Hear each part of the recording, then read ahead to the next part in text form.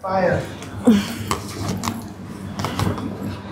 So, good day mga Kalitsoy. Nandito tayo ngayon sa ating bagong podcast studio. Wow. Wow, amazing. Welcome. DJ Iya, kumusta? Okay naman ako, Dudong Tisoy. Napakaganda ng inyong studio na to. Napakalawa. Actually, literally, ito talaga yung gusto kong ganitong setup. Yung ambience at saka yung ganito, malinis. At the same time, siyempre, nandito yung full equipment, no? Ang ano na lang gagawin talagang paano natin enhance yung... Oo. Paano ka na lang magsalita dito sa, sa studio na to. Napakaganda. Yan. Anong natin ngayon? So, pag-usapan natin, siyempre, ito 2025. So, panibagong journey regarding po sa buhay bilang isang OFW. DJ, bilang isang OFW, ano po yung mga panibagong journey na gagawin natin this coming 2025? So, siguro ngayong 2025, more on career tayo ngayon. Kasi last year, more on love life tayo. Charot. Love life.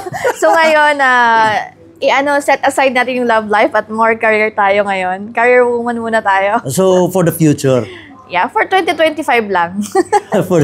How about you, Dodong Tisoy? Anong gagawin mo ngayong 2025? So, siyempre, kung i-backread mo yung result ng the previous 2024, so, siyempre, sa lahat ng pangyayari at ano po yung nagawa natin, siyempre, dapat natin mayroon tayong baguhin or i-enhance natin pa.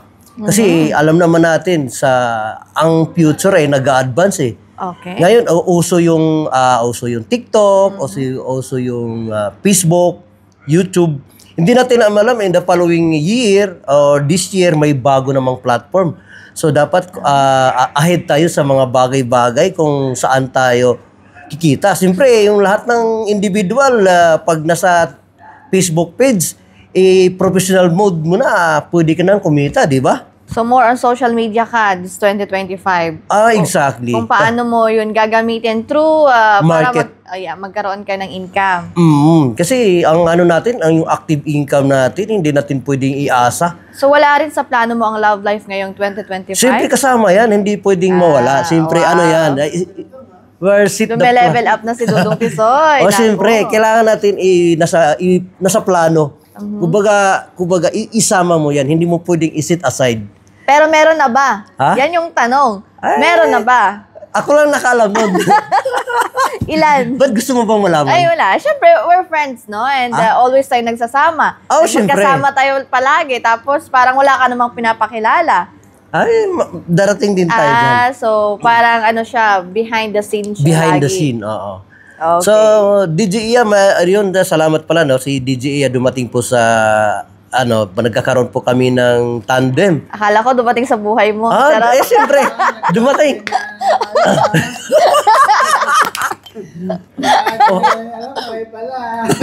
Behind the scene. Behind the scene. So, si Madam Iya, talagang nakitaan ko talaga ng potential regarding dito kasi DJ na dati. Kumbaga, pag binato mo na sa kanya, wala nang pa-intro-intro, wala na dapat pag-usapan pa. Alam niya na kung anong yung alert flow. Na, no? Alert na.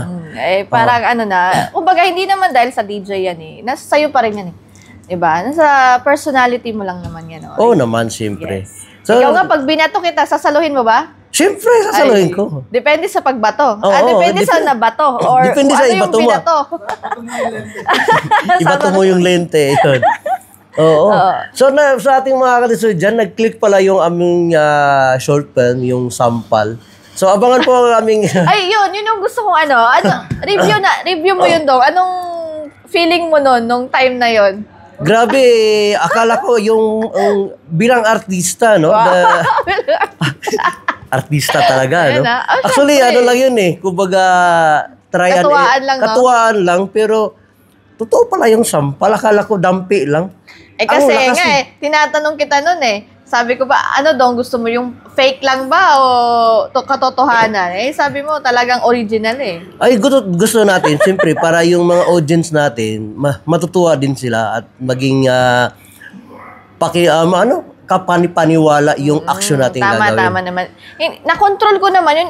Alam mo ba, 50% pa lang yun. 50% pa lang yun? Oo, hindi pa talaga 100%. Yan yung buong katawan ko eh. Sorry naman, Dundong. Pero kalahati pa lang talaga nun. Hindi ko talaga tinodo yun eh. Pati kaluluwa ko halos tanggal So anyway, abangan po namin ang aming upcoming project. Hopefully po, supportahan niyo po kami. Dudong Tisoy, of course, DJ Aya. At napakaganda po ng ating studio. In behalf ang ating director na si Palaboy OF 2.0. OFW. And of course, thank you po sa lahat po ng mga kababayan natin na gustong mag-travel, gustong umuwi ng Pilipinas. Ako, anong pwedeng tawagan nila na? So, tawagan natin, nandyan ba yung number? Wala pero Ayan, so, Al-Ghazali Travel. Yes. Literally, napakamura po ng ticket ngayon sa Al-Ghazali Travel. Ibigyan namin sa description ang contact number para sa ating mga kababayan na gustong magbakasyon. Within this year, iplano mo na yan, ibakasyon mo na yan. Dahil sa 2024, siyempre pagod tayo sa trabaho. This coming 2025, siyempre bigyan mo ng chance na yung makita mo yung pamilya mo sa Pilipinas.